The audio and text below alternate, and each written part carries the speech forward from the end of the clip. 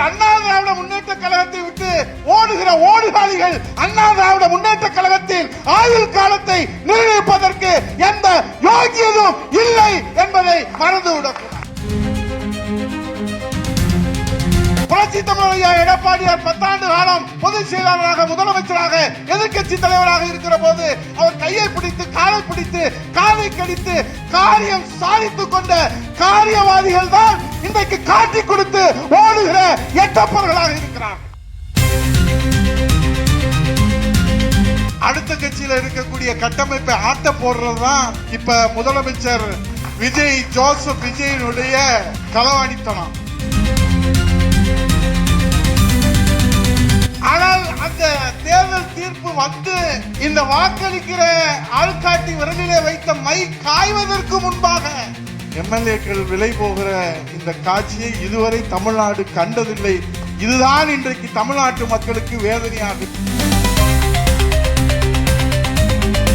சவால் விடுத்து சொல்கிறேன், மாண்புமிகு ஜோசப் விஜய் அவர்களே, தேர்ந்தெடுக்கப்பட்டிருக்கிற தாவேகா கட்சியிலே விசில் சின்னத்திலே தேர்ந்தெடுக்கப்பட்டிருக்கிற சட்டமன்ற உறுப்பினர்கள் 107 பேர்களினுடைய முகத்தை பார்த்து சரியாக அவருடைய பெயர்களை நீங்கள் உச்சரித்து விட்டால் இந்த உதயகுமார் பொது வாழ்க்கையில் இருந்தே நான் விலகி விடுகிறேன்.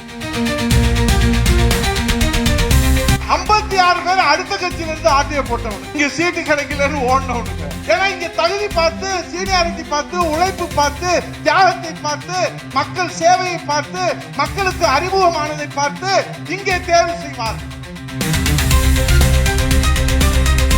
அங்கதான் ஆளே கிடைக்கலையா, வர்றவன்லாம் வந்து உள்ள வாங்கன்னு போட்டு அவன்லாம் இப்ப சட்டமன்ற உறுப்பினர் ஆகி அவன்லாம் அமைச்சர் ஆயிட்டான்.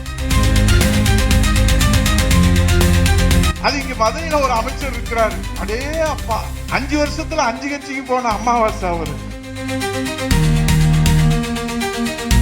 இங்க வந்து தவையா தவிச்சுக்கிட்டாரு. இவர் வீட்டு வாசத்துல எத்தனை நாள் நின்றாரு, அவர் வீட்டு வாசத்துல எத்தனை நாள் நின்றாரு, எங்க வீட்டு வாசத்துல எத்தனை நாள் நின்றாரு, அதுக்குள்ளேயுமா மறந்து போச்சு வரலாறு.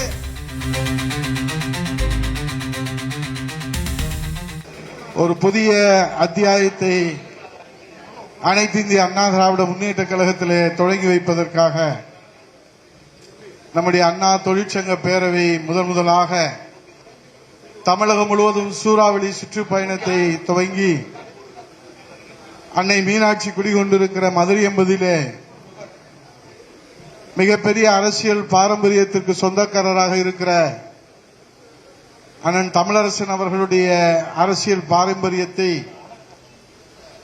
நம்முடைய மாவட்ட கழகத்துடைய செயலாளரும் முன்னாள் சட்டமன்ற உறுப்பினருமான அருமை அண்ணன் வி ராஜன் செல்லப்பா அவர்கள் இங்கே எடுத்து சொன்னார்கள். தொழிற்சங்கத்தினுடைய அந்த வலிமையை பறைசாற்றுகின்ற வகையிலே தமிழரசன் அவர்கள் எல்லோரும் வரவேற்கின்ற வகையிலே தேர்வு செய்யப்பட்டு நியமனம் செய்யப்பட்டு அவர் கொடுத்து வைத்தவர். நியமனம் செய்யப்பட்ட நொடி பொழுதிலே இருந்து தமிழகம் முழுவதும் சுற்றுப்பயணம் செய்கிற அந்த அரிய வாய்ப்பை நம்முடைய புரட்சி தமிழர் ஐயா எடப்பாடியார் அவர்கள் உங்களையெல்லாம் சந்திக்கின்ற வாய்ப்பு என்று சொல்வதை காட்டிலும் அண்ணா திராவிட முன்னேற்ற கழகத்திலே கடைசி தொண்டன் இருக்கிற வரை அண்ணா திராவிட முன்னேற்ற கழகத்தை எவராலும் தொட்டு பார்க்க முடியாது என்பதை உலகத்திற்கு எடுத்து சொல்கின்ற வகையிலே அண்ணன் பொதுச் செயலாளர் அவர்கள் இங்கே நடத்தி கொண்டிருக்கிறார்கள். அவருக்கு துணையாக நம்முடைய அருமை சகோதரர் பொன் தனபாலன் அவர்களும் மாமா அப்துல் சமீத் அவர்களும் இங்கே கரம் கோர்த்து வருகை தந்திருக்கின்றார்கள். எனக்கு பின்னாலே நீங்கள் எல்லாம் ஆவலோடு எதிர்பார்த்து கொண்டிருக்கிற, ஏன் தமிழ்நாடே ஆவலோடு எதிர்பார்த்து கொண்டிருக்கிற நம்முடைய அருமை அண்ணன் முன்னாள் கூட்டுறவுத்துறையுடைய அமைச்சரும் மாவட்ட கழகத்துடைய செயலாளரும் கழகத்துடைய அமைப்பு செயலாளருமான அண்ணன் செல்லூர் கே ராஜு அவர்கள் இங்கே சிறப்புரை ஆற்றி வாழ்த்துரை வழங்க இருக்கிறார்கள்.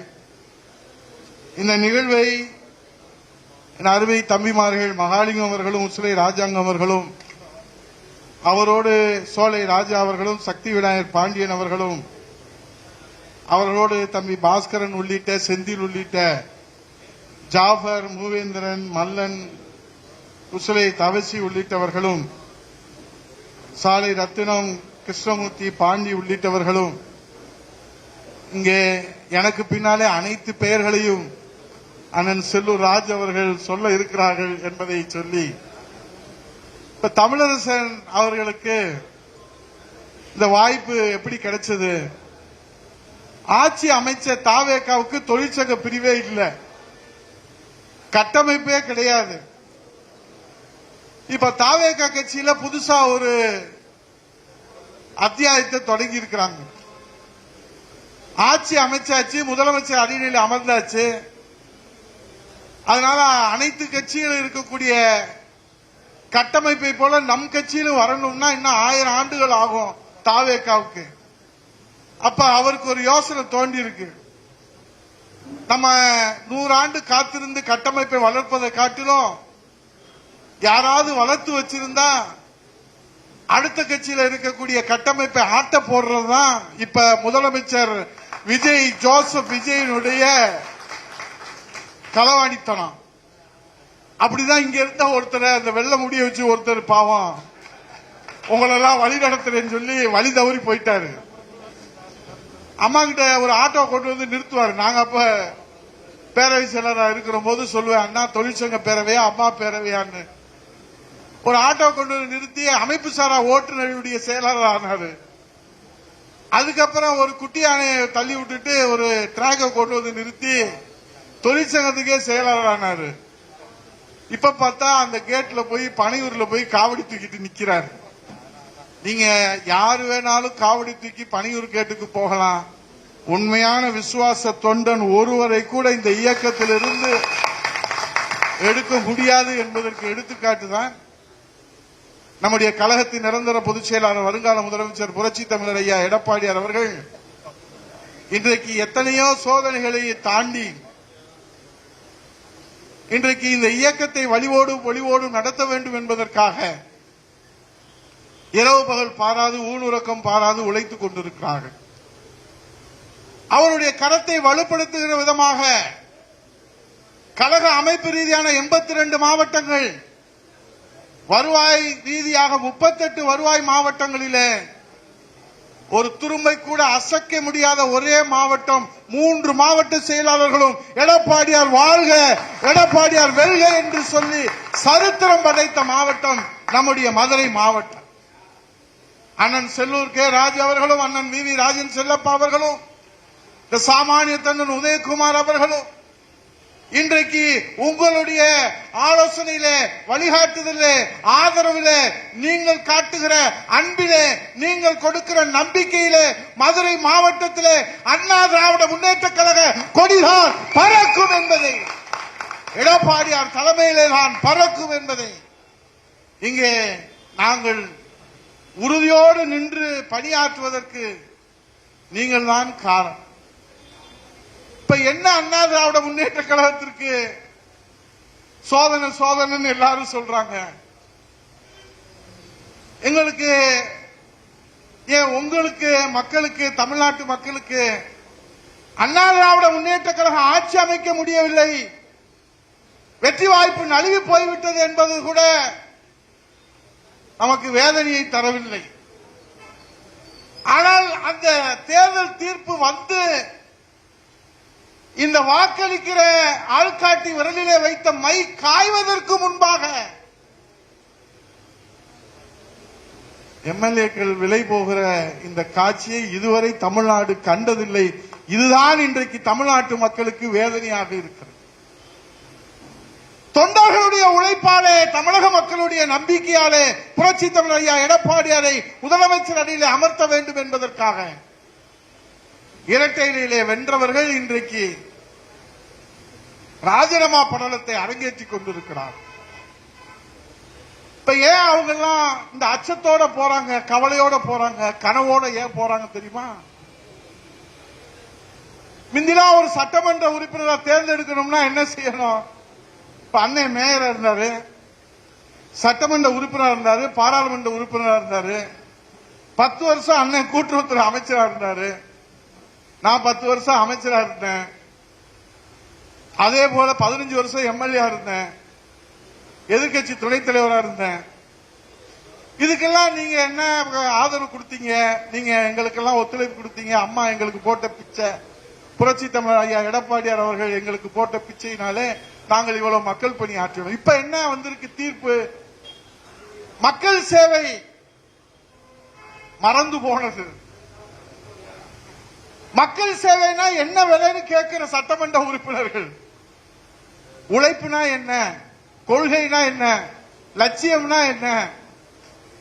இப்ப தேர்ந்தெடுக்கப்பட்டிருக்கிற அந்த 107 சட்டமன்ற உறுப்பினர்கள்ல நான் இந்த தொழிற்சங்க கூட்டத்தில் சவால் விடுத்து சொல்கிறேன், மாண்புமிகு ஜோசப் விஜய் அவர்களே, தேர்ந்தெடுக்கப்பட்டிருக்கிற தாவேகா கட்சியிலே விசில் சின்னத்திலே தேர்ந்தெடுக்கப்பட்டிருக்கிற சட்டமன்ற உறுப்பினர்கள் 107 பேர்களினுடைய முகத்தை பார்த்து சரியாக அவருடைய பெயர்களை நீங்கள் உச்சரித்து விட்டால் இந்த உதயகுமார் பொது வாழ்க்கையில் இருந்தே நான் விலகி விடுகிறேன். 56 பேர் அடுத்த கட்சியிலிருந்து ஆட்டிய போட்டவனுங்க, இங்க சீட்டு கிடைக்கலன்னு ஓடினவனுங்க.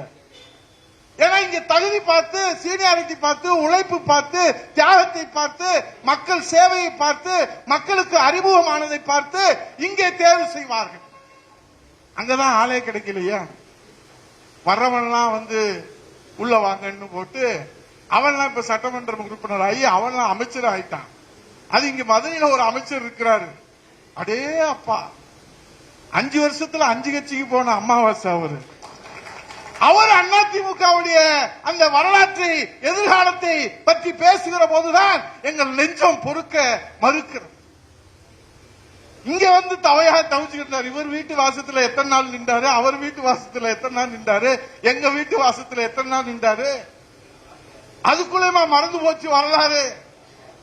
நாங்கள் என்ன சொல்கிறோம்? மக்கள் உங்களுக்கு தீர்ப்பளித்து விட்டார்கள், நீங்கள் அமைச்சராகி விட்டீர்கள்.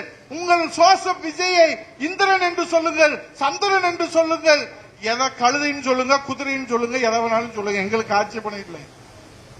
ஆனால் அண்ணா திராவிட முன்னேற்ற கழகத்தை விட்டு ஓடுகிற ஓடுகாலிகள் அண்ணா திராவிட முன்னேற்ற கழகத்தின் ஆயுள் காலத்தை நிர்ணயிப்பதற்கு எந்த யோகியதும் இல்லை என்பதை மறந்துவிடக்கூடாது. அவங்களுக்கு ஏன் தெரியுமா அந்த தைரியம் வருது? மிந்திலாம் எவனாவது கட்சியை விட்டு போனான்னு வச்சுக்கோங்க, இதே அண்ணன் செல்லூர் ராஜு மாவட்ட செயலாளர், இங்க இருக்கிறவங்க அண்ணன் ராஜன் செல்லப்பா, நாங்கெல்லாம் மாணவர்கள் இருக்கும் போது சண்முகன் ஒருத்தர் கம்யூனிஸ்ட் கட்சியில இருந்து வந்தாரு. வலது கம்யூனிஸ்ட்ல திருப்பரங்குன்றத்தில் ஜெயிச்சுட்டு அதுக்கப்புறம் அம்மா கிட்ட சேர்த்து இங்க இருக்கிற எல்லாத்துக்குமே தெரியும். அவர் ஜெயிச்சதுக்கு அப்புறம் நம்முடைய ராஜாமுத்தியா மன்றத்தில் நடந்த ஒரு விழாவில் அவரு திராவிட இயக்கத்தை ஒன்று சேர்றதுக்கு ஸ்டாலின் தான் தலைவர் சொல்லிட்டாரு. இங்க இருக்கிற மகளிர் எண்ணிக்கைலாம் இருக்கிறாங்க, அந்த அக்கா எல்லாம் இருக்குது. அண்ணன் தலைமையில தான் அந்த பேசினா, கட்சிக்கு விரோதமாக பேசினான் என்கிற ஒரே காரணத்திற்காக அவர் வீட்டை நோக்கி படையெடுத்த அண்ணா திராவிட முன்னேற்ற கழக தொண்டர்களும் மகளிர் அணியை சேர்ந்தவர்களும் அன்றைக்கு முற்றுகையிட்டது காரணமாக தான் அடுத்து ஒருவன் கூட அண்ணா திராவிட முன்னேற்ற கழகத்தை எதிர்த்து வாய் திறப்பதற்கு பயந்தார்கள் என்கிற அந்த வரலாறு இப்போது மறந்து போடும். எவனாவது ஒருத்தன் கட்சியில ராஜினாமா பண்ணிட்டு அடுத்த கட்சியில போறத பத்தி ஆட்சேபனை இல்லை, அவருடைய உரிமை. ஆனா அங்க போனதுக்கு அப்புறம் இருந்த வீட்டுக்கு உண்ட வீட்டுக்கு உண்டகம் நினைக்க கூடாது. இங்க அப்படி சரியில்லை, இப்படி சரியில்லை, அது சரியில்லை, இது சரியில்லை சொல்றவன் யாரு? புரட்சி தமிழர் ஐயா எடப்பாடியார் 10 ஆண்டு காலம் பொதுச் செயலாளராக, முதலமைச்சராக, எதிர்கட்சி தலைவராக இருக்கிற போது அவர் கையை பிடித்து, காலை பிடித்து, காலை கடித்து காரியம் சாதித்துக் கொண்ட காரியவாதிகள் தான் இன்றைக்கு காட்டி கொடுத்து ஓடுகிற எட்டப்பர்களாக இருக்கிறார்கள். எல்லா காரியத்தையும் சாதிச்சுட்டு ஓடுறாங்க. ஓடி போங்க, எங்களுக்கு ஒன்னும் ஆட்சேபம் வருத்தமும் இல்லை. நீங்க போய் அங்க நல்லா இருங்க, அதுலயும் எங்களுக்கு வருத்தம் இல்லை. அந்த காருக்கு போய் நீங்க போய் டயரை தொடச்சு விடுங்க, டயரை நக்கி கூட இருங்க, எங்களுக்கு ஒன்னும் ஆட்சேபனை இல்லை. ஆனால் நீங்கள் அங்கே போய் சென்று விட்டதற்கு பிறகு இங்கே இருக்கிற விசுவாச தொண்டர்களை, அண்ணா திராவிட முன்னேற்ற கழக தொண்டர்களை பற்றி நீங்க வீரவசனம் பேசக்கூடாது. எப்ப அண்ணா திராவிட முன்னேற்ற கழகத்தை விட்டு போயிட்டீங்களோ அப்ப அந்த தகுதியை இழந்து விட்டீர்கள். அது இன்னைக்கு என்ன நடந்துச்சு? எப்படி தாவேக்க ஆட்சிக்கு வந்துச்சு? இருக்கிற எல்லாத்துக்கும் தெரியும், உங்களுக்கும் தெரியும். கோடிக்கணக்கான ரூபாயை கொடுத்து இன்றைக்கு இன்ஃபுளுசர் என்று சொல்லக்கூடிய மூளை செலவையை செய்வதற்கு ஏன்னா கட்சியில கட்டமைப்பு கிடையாது. கட்சி ஆரம்பிச்சு 2 வருஷம் தாவேக்க ஆரம்பிச்சு. ஆனா 2 வருஷத்துல போய் எந்த மூல முடுக்கெல்லாம் பார்க்க முடியும்? யாரை பார்க்க முடியும்? 8 கோடி தமிழர்களிடத்துல 5 கோடி வாக்காளர்களை எங்கே போய் பார்ப்பது? அதனால அவனுங்க என்ன செஞ்சானுங்க? விஜய் பிம்பத்தை கட்டமைப்பதற்காக இன்ஃபுளுசர்கள் என்று சொல்லக்கூடிய வகையிலே உழைப்பு தேவையில்லை, தியாகம் தேவையில்லை, போராட தேவையில்லை, மொழி உணர்வு தேவையில்லை, கொள்கை தேவையில்லை, கோட்பாடு தேவையில்லை, இன உணர்வு தேவையில்லை, தமிழ்நாட்டிற்காக எந்த தியாகம் செய்ய தேவையில்லை, தமிழ்நாட்டு மக்களுக்காக ஒரு செம்பு தண்ணியை கூட ஊற்றாத இந்த ஜோசப் விஜய் இன்றைக்கு முதலமைச்சர் அரியணையிலே அமர்ந்திருப்பதற்கு மக்கள் காரணம் அல்ல. மக்களை ஜென்சி தலைமுறை என்று சொல்லக்கூடிய 14 வயதிலிருந்து 19 வயதிலிருந்து 35 வயது வரை இருக்கிற அந்த ஜென்சி தலைமுறையை தவறாக மூளை செலவை செய்ததுதான் குற்றம் என்பதை இந்த ஆட்சி அமைந்திருக்கிறது, முட்டுக் கொடுத்திருக்கிறது. என்னமோ மக்களுடைய பேர் ஆதரவுல சாரசாரியா வந்துட்டதா இல்ல. ஜென்சி தலைமுறையை தவறாக வழிநடத்தியதன் காரணமாகத்தான் இந்த ஆட்சிக்கு இன்றைக்கு முட்டுக் கொடுக்கப்பட்டிருக்கிறது. உண்மை ஒரு நாள் வெளியே வரும். உழைப்பு, தியாகம். 4 ஆண்டு காலம் புரட்சி தமிழர் ஐயா எடப்பாடியார் முதலமைச்சராக இருந்தார். கொரோனா காலத்திலே மாணவ செல்வங்கள் பாதிக்கப்படுவார்கள் என்பதற்காக ஆல் பாஸ் முதலமைச்சர் என்று ஜென்சி தலைமுறையால் போற்றப்பட்ட முதலமைச்சர் நம்முடைய புரட்சி தமிழர் ஐயா எடப்பாடியார் அவர்கள். விவசாயிகளுக்கு, தொழிலாளர்களுக்கு இந்த கொரோனா வந்துச்சு, அப்ப இந்த ஜோசப் விஜய் எங்க போனா? வெள்ளம் வந்துச்சு, அப்ப எங்க போனா? எங்க போனா? அவன் வீட்டுல தான் இருந்தான். யாருக்கு தெரியும் எங்க இருந்தான்? எங்கேயாவது சனி ஞாயிறு லீவ் போடுற முதலமைச்சர் நீங்க பாத்திருக்கிறீங்களா? 6 மணிக்கு மேல போனா ஆண்டவனே நம்ம முதலமைச்சரை வெளியே கூட்டு வர முடியாது. நல்லா தெரிஞ்சுக்கங்க. இப்படி ஒரு முதலமைச்சரை தான் இந்த நாடு பெற்றிருக்கிறது. இது தனிப்பட்ட விமர்சனமாக அல்ல. பொது வாழ்க்கையிலே வந்துவிட்டால் நீ நடிகராக இருக்கிறவரை, தாவேக கட்சியுடைய தலைவராக இருக்கிறவரை உங்களை விமர்சனம் செய்வதற்கு நாங்கள் தயாராக இல்லை. 8 கோடி மக்களுக்கும் இன்றைக்கு முதலமைச்சராக இருக்கிற வழிகாட்ட வேண்டிய இந்த ஜோசப் விஜய் கொடுத்த வாக்குறுதி என்னடா ஆச்சுன்னா பேய் மொழி முழிக்கிறான் உட்கார்ந்து சட்டசபையில். யாராவது கேள்வி கேட்டா இன்று போய் நாளை வான்றான். சபையிலே நீங்க பதிவு செஞ்சாதான் அந்த பதில் பதிவாகும். இப்ப நீங்க 10 வருஷம் எங்க அண்ணன் கூட்டுறவுத்துறை அமைச்சரா இருந்தாரு, அந்த பதிவு எடுத்து பாத்தீங்கன்னா வில்லிலிருந்து புறப்படுகிற அம்பை போல அந்த பதிலர் என்பது எதிரிகளுக்கு சிம்ம சொப்பனமாக அம்மாவுடைய ஆட்சியில, எடப்பாடி ஆட்சியில பதிவு செஞ்சிருக்கிறோம். பேரிடர் வந்துருச்சுன்னா நாங்க பதிவு செஞ்சிருக்கிறோம். திருப்பரங்குன்ற தொகுதிக்கு 1 லட்சத்திற்கு மேற்பட்ட திட்டங்களை புத்தகம் போட்டு வெளியிட்டாரு. அப்பயே சொன்னேன் இதெல்லாம் நமக்கு சரியா வராதுன்னு புத்தகம் எல்லாம் அப்படின்னு சொல்லி. அண்ணன் நாங்க கூட இது செஞ்சிருக்கிறேன் புத்தகத்தை போட்டு வீடு வீடா கொடுத்தார். கோட்டைக்கால வேற விடாம கொண்டு போய் கொடுத்து எல்லாம் பண்ணார். நீங்களும் போட்டு கொடுத்தீங்களா? நீங்க போல, நான் போல, புத்தகம் நான் போல. அவ்வளவு திட்டங்களை அந்த திருப்பரங்குன்ற தொகுதி மக்களுக்கு செஞ்சிருக்கிறோம். அதனால இது ஒண்ணு நிரந்தரம் இல்லை. ஆட்சி யாருக்கும் நிரந்தரம் இல்லை. இதே தான் திமுக நாங்க சொன்னோம், சட்டசபையிலும் சொன்னோம். நாங்க 3 பேரும் பேசி இருக்கிறோம். ஸ்டாலின் அவர்களே விளம்பர வெளிச்சத்தில் நீங்கள் ஆட்சி நடத்தி கொண்டிருக்கிறீர்கள். அந்த விளம்பர வெளிச்சம் நின்று போனால் நீங்கள் வீட்டுக்குள் உட்காரணும் அப்படின்னு சொன்னோம். நாங்க கொஞ்சம் நாகரிகமா சொன்னோம். அது இப்ப இருக்கிற ஜோசப் விஜய் நல்லா சொல்றான். 5 நிமிஷத்துக்கு குளத்தூர்ல பேசுறதுக்கே முதலமைச்சர் கொத்து புரட்டா போட்டாருன்றான். எவ்வளவு நாகரிகமான பேச்சு! முதலமைச்சர் ராஜாஜி, கர்மவீரர் காமராஜர், புரட்சி தலைவர் எம்ஜிஆர், புரட்சி தலைவி அம்மா, நம்முடைய புரட்சி தலைவர் எடப்பாடியார் அமர்ந்து அந்த முதலமைச்சர் அரியணையிலே அமர்ந்து கொண்டு இப்ப இருக்கிற இந்த தருதலை சொல்றான், கொத்து புரட்டா போட்டாங்கன்றான். ஓடு ஓடு ஓடு ஓடுன்னு ஒண்ணு ஓடுன்றான். யாரு ஓடுனா கரூரை யாரு சுடுகாடான? நம்ம புரட்சி தமிழ் ஐயா எடப்பாடியார் இருக்காரு, அவர் ஒரு கருணையின் வடிவம். அந்த பயலை அப்பயே சட்டசபையில வச்சு முடிச்சிருந்திருக்கலாம். இவர் அவனுக்கு வக்காலத்து வாங்கி, அவருக்காக பேசி, அவருக்காக சொல்லி, இப்ப அவன் நம்மள சொல்றான் தூந்து போன சக்தி என்று. ஜோசப் விஜய் அவர்களை சவால் விட்டு சொல்லுகிறேன், தூந்து போன சக்தி என்று சொல்லுகிற ஜோசப் விஜய் அவர்களே, உனக்கு தில் இருந்தால் திராணி இருந்தால் அண்ணா திமுக தூந்து போன சக்தி என்று பெயரை சொல்லி சொல்லுகிற அந்த தைரியம் இந்த முதலமைச்சர் ஜோசப் விசைக்கு இருக்கிறதா? சொல்ல மாட்டான். ஏன்னா அண்ணா திமுக தானே ஆட்டையை போட்டுக்கிட்டு இருக்கான். அவன் சொல்றான் அண்ணா திமுகவும் பேரறிஞர் பெருந்தகை அண்ணா அவர்கள் துவங்கிய திமுகவும் புரட்சி தலைவர் எம்ஜிஆர் துவங்கிய அண்ணா திமுகவும் கூட்டு களவாணி என்று சொல்றான். எந்த களவாணி சொல்றான்? ஜோசப் விஜய் சொல்றான். இன்கம் டாக்ஸ் கட்டலன்னு அவனுக்கு களவாணி பட்டம் கொடுத்திருக்கு மத்திய அரசு. இன்னைக்கு எம்எல்ஏக்களை கலந்து போறான், களவாணிட்டு போறான்னு நாங்க சொல்லல, நம்ம கூட சொல்லல, எல்லா கட்சியிலும் சொல்றான். அவர் பாவா மக்கள் செல்வர் அண்ணன் டிடி தினகரன் அவர்கள் ஒன்னே ஒண்ணு கண்ணே கண்ணுன்னு ஒரே எம்எல்ஏ காமராஜரை தப்பி தவறி ஜெயிக்க வச்சிருந்தார்.